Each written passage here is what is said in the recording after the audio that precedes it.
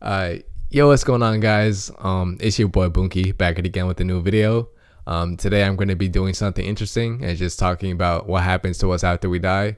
This is like my hypothesis, a theory that I've just been gonna mash up together. It might sound like complete BS and it may not make any sense, but this is just me personally on just the knowledge that I've gained recently, listening to audiobooks on just the afterlife. I've been on the spiritual quest recently.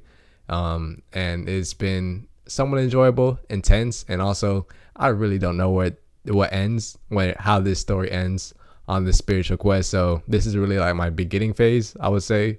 And also I just want to talk about what I've learned altogether.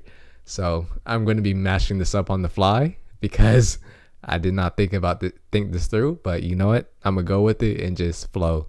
So thank you guys for listening. And I just want to start off by saying that me personally, I really do agree with reincarnation. I feel like us being here like randomly, I think that there could be a method to the madness. From our understanding, we're just randomly born into this planet called Earth, and honestly, we don't know what happens before we got born.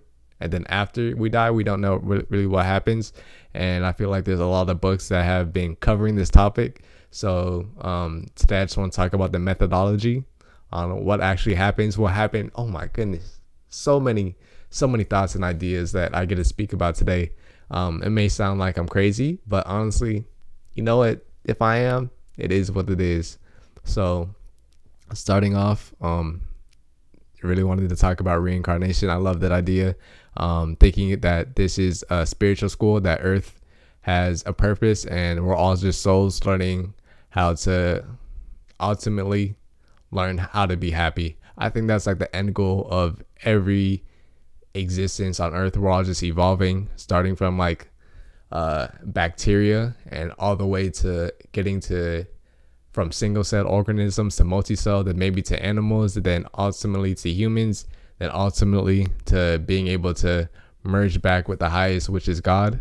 And that idea may sound crazy, but I'm going to mash up every single audiobook that I've ever listened to and make this into one video. So it may sound like I don't know what I'm talking about. I really don't, but this is really just a theory on what actually happens. So it's like fantasy concepts that so many just ideas on what actually happens after death. So starting off, the first place we go after we die is going to be Karma Loka. This is going to be like the astral heaven, where every soul goes, and this is like basically what the Bible talks about when they speak of heaven. There's multiple different types of heavens, but the only two that I really like care about is the Karma Loka. That's going to be like the fourth dimension in a way. And I'm going to tie this together so it's all going to make sense. Hopefully I actually explain it rather than just ramble on. But yes, Karma Loka being the fourth dimension is where every soul goes after they die. And the beauty of Karma Loka is just breathtaking. In the Bible, it says that heaven is painted with sidewalks full of gold. Everything is just beautiful. Everything is perfect. And at the same time, in my opinion, I don't think this is something that you should strive for. In other books like The Astral Plane by like C.W. Arthur, that's a very generic name, but you can just search up Astral Plane on YouTube, and it's like the audiobook that I listen to. It's fucking just it's so cathartic. It's just so relaxing, and it makes you very excited for the afterlife. I don't know. It has so many fantasy concepts, but in Karma Loka, there are beings that are like spiritually advanced. They all get to live in beautiful houses. This is a place where you get to meet your family, your long dead relatives or friends. And this is a place that doesn't last long. It's perfect, but it will never last. The roses have amazing scents, like smell amazing, but at the same time I feel like they do last forever, but at the same time I feel like mentally you know that it can't last forever. some people don't know that it doesn't last forever. And I feel like in the Bible, it's like the ultimate place you go after, and you get to spend eternity with God. But that's really not how it works. Karma Loka is basically like the resting place. If you're a good person, you probably get to have an amazing house and get to be surrounded with your friends. But at the same time, even though the time zones are like kind of different, it's not like exactly years. That the methodology of time just not work. It's not accurate at all. So like 1 year could be like in Karma Loka could be like 70 years on Earth, and 70 years on Earth can be 1 year in Karma Loka. So it time just works differently. And so you can be there for like 30 years and then you had to come back to Earth because you fully didn't learn your lesson.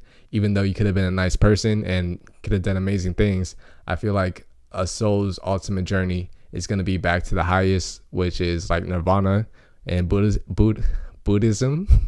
And this is like when you just emerge back to God. And when you figure out the game, ultimately, like everybody's actually God. Everybody has consciousness, and that's just like a God particles or spirit. And ultimately, that's who we fundamentally are. We're not our bodies. We're not our thoughts. We're not our minds. All of these come and go. They don't last forever. And what we take with us is like our consciousness, which I would compare it to soul. I am not an expert on this, but honestly, this is really just a theory. And Karma Loka is like 100 times bigger than our entire universe. Recently just watched a podcast on Joe Rogan where a scientist was talking about how the universe is flat, and I'm just like thinking about it like holy shit, they're on like the audiobook that I was listening to, astral plane, on the astral plane, was kind of right. That the fact that the universe is flat is crazy. Like you can see the top of it and the bottom of it, and at the same time there's like 2 trillion galaxies.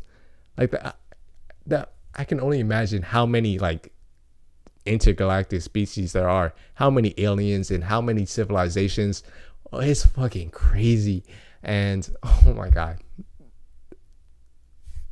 as you can tell, I'm just riffing, and I'm having so much fun with it, just being able to talk about the knowledge that I've gained from books. Oh my goodness, I feel like a nerd, a geek, but I love it so much. I forget which book that I read this from, but it's possible to have life lived on another planet. So there was a book, Journey of Souls, and it's basically this hypnotherapist that talks to like patients and like hypnotizes them and brings them back to past lives and just have them explain in detail what actually happens in death and what happened in their past life. And there was just one story of 2 lovers that were like these dragonfly type human beings that were just on this deserted planet. Like everybody was gone. Everybody had died out. There was probably like a major disease, and these 2 lovers were in this pack of multiple other dragonflies and living their greatest life. They were in love, magically in love, and they just watched the planet die. And I feel like just stories like that, I may have not explained it the best, but honestly, it was fucking beautiful, bro. It just makes you so excited to just know, if you had past lives, what it's actually like on other planets, on what this universe is all about. And just spiritually speaking, I think it's just like very calming to the nerves when you just get this grand picture on what the afterlife is actually like, on what this meaning on life is. It's like sometimes I've been waking up and like questioning, like, what am I supposed to do with this life? Where am I supposed to go? My purpose, if there is one. I think that there really is one. Like me talking on YouTube, I feel like that's my favorite thing to do. Just talking about random ass shit. It's my calling, I would say. But if it's not, it's not. But at the same time, going on a tangent, there's just so many questions in life that you may have to ask yourself when you get older.